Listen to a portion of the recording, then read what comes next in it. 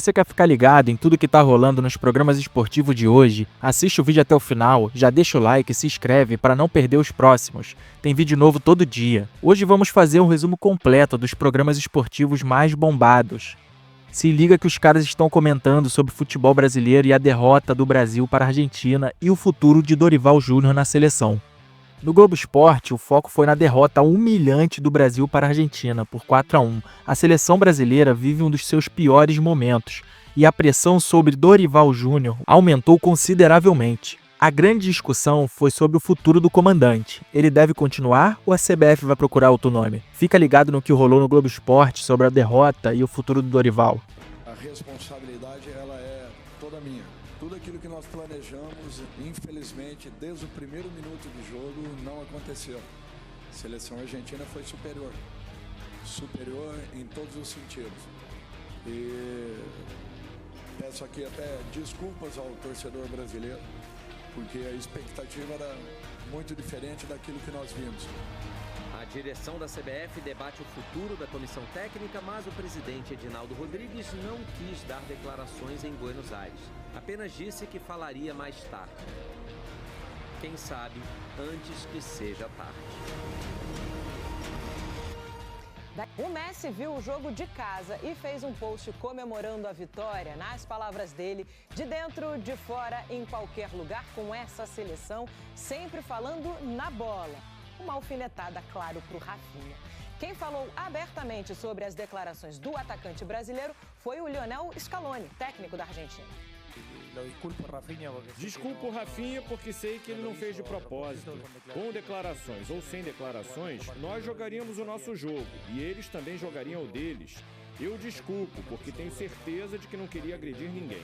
Pois é, a pressão sobre o técnico da seleção brasileira aumentou após essa goleada sofrida para a Argentina por 4-1, num jogo em que a Argentina foi amplamente superior ao Brasil. Ontem, no estádio Monumental de Nunes, o presidente da Confederação Brasileira de Futebol estava presente, o Edinaldo Rodrigues. Ele, ao deixar o estádio, ele passa pela zona mista, que é o local onde a gente fica lá, né, os jornalistas. A gente tenta entrevistá-lo, ele não quis conceder nenhuma entrevista ontem, mas disse que em breve irá falar. E aí o Caemota, nosso colega, publicou uma matéria no GE. Globo mostrando como foram os bastidores após essa derrota, o que aconteceu ali no vestiário e principalmente como o Edinaldo está vendo a situação. Edinaldo Rodrigues seguirá na tentativa de trazer Carlo Ancelotti para ser o técnico da seleção brasileira, o italiano que hoje está no comando do Real Madrid. Também trabalha com alguns nomes do Brasil, entre eles o técnico do Flamengo, Felipe Luiz, mas que há um entendimento que seria muito difícil fazer uma troca antes do Mundial de Clubes. Então que o Dorival poderia seguir até a próxima data FIFA no mês de junho e aí depois sim a CBF tomar uma decisão. No SBT Esportes, a pauta também girou em torno do desempenho da seleção, é claro, e o futuro de Dorival Júnior. O programa analisou o desempenho do técnico e os jogadores após a derrota para a Argentina, questionando se o comandante realmente tem condições de seguir à frente da equipe. Veja o que rolou no SBT Esportes. Lucas Pedrosa e Vene Casagrande, começo com você, Pedrosa. O que aconteceu com a seleção brasileira? O Vene já sabia, né? Que ele avisou. O irmão avisou. Pô, pessoal, mas assim, o que eu falei não é nenhum absurdo, gente. Na hora foi. Eu só acho que não era pra isso ter acontecido. Eu também acho. Mas por que aconteceu? Essa que eu quero que vocês respondam. Vamos falar do campo e bola, né? Sim. O campo e bola apenas. No campo e bola, a gente viu a diferença de um técnico que está completamente perdido para um técnico que tem um trabalho longevo, para um técnico que foi campeão da Copa do Mundo e que tem 2 Copas Américas e que conseguiu, além disso tudo, arrumar um jeito de jogar bola sem o Messi. Porque a seleção argentina hoje, ela não é dependente mais do Messi como ela um dia foi. Ela é uma seleção coletivamente muito mais forte do que a do Brasil e inclusive contraria até os padrões europeus e internacionais de que vamos jogar com pontas? A seleção argentina não joga com ponta. A seleção argentina joga com 4 e 5 meias que constroem por dentro e que criam o tempo inteiro. E foi justamente essa superioridade numérica no meio-campo que fez o Brasil parecer que estava numa rodinha de bobinho muitas vezes. O Enzo, o Paredes, o McAllister... Quem mais o outro? Qual o nome? O quarto. O quê? Thiago Almada, Thiago Almada, Rodrigo Depou. Olha quantos eu falei. Enzo, Paredes, Thiago Almada, Rodrigo Depou e quem mais? McAllister. 5 jogadores de meio campo. Ainda tem o Julián Alves, que não é centroavante e vinha também fazer o que meio joga demais, que é extra classe. Esse é o extra classe da seleção argentina hoje, na minha visão, junto com o Enzo também, que joga muito. Então assim, o Brasil foi com 2. André e Joeliton, dois jogadores que não tinham tido nenhuma oportunidade de jogarem juntos, não tinham conseguido nenhum tipo de entrosamento. Ele preferiu deixar o João Gomes, que é um jogador que tem um entrosamento maior com o André, no meio-campo. Não povoou o meio-campo e pior, o quarteto ofensivo, que eu só salvo o Matheus Cunha, porque foi o único que fez um gol e também se mostrou, digamos assim, incomodado. Vini Júnior, Rafinha e o Rodrigo não ajudaram em nada, nem com a bola e nem sem a bola. E para piorar, a gente está falando de uma linha defensiva que tem o Guilherme Arana, que é um jogador que eu critico constantemente aqui e que para mim não tem nível, talvez nunca tenha tido nível para ser titular da seleção brasileira.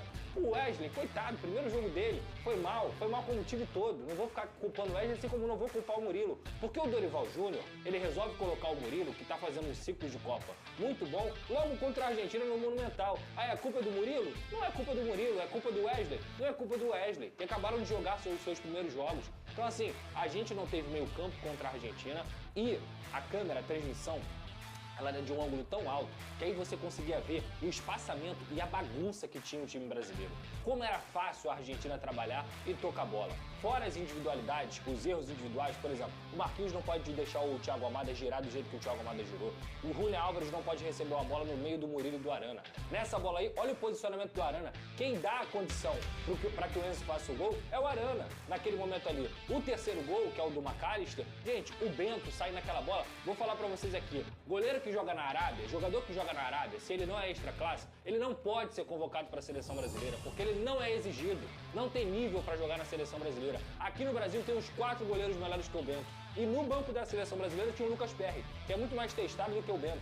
Então assim, cara, são tantos problemas dentro de campo e que demonstram tanto a bagunça que é a seleção brasileira, comandada pelo técnico Dorival Júnior, que não tem nível nem de vestiário, porque é um vestiário que dificilmente vai respeitar o Dorival Júnior no sentido de, cara, os caras jogam no Real Madrid, os caras jogam no Barcelona, os caras jogam nos maiores clubes da Europa, são treinados pelo Carlo Ancelotti, por grandes treinadores.